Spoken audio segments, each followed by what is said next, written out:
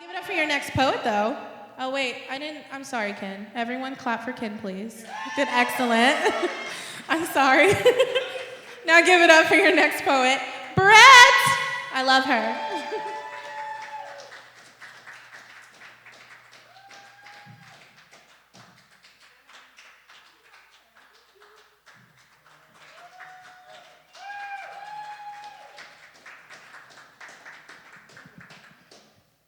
This one is devoted to Jonathan.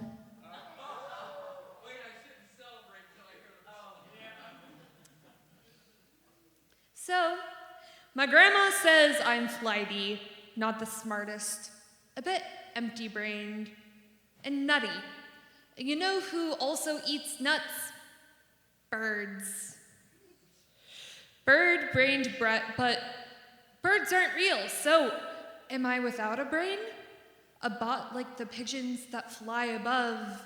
Pigeons are liars, a mirage, mystery, mistake of the government, because now they have to keep up with their lies, because some of us, believe it now, other than those of us who truly see. So, if I'm nutty, bird-brained, so no-brained, by theory, am I real?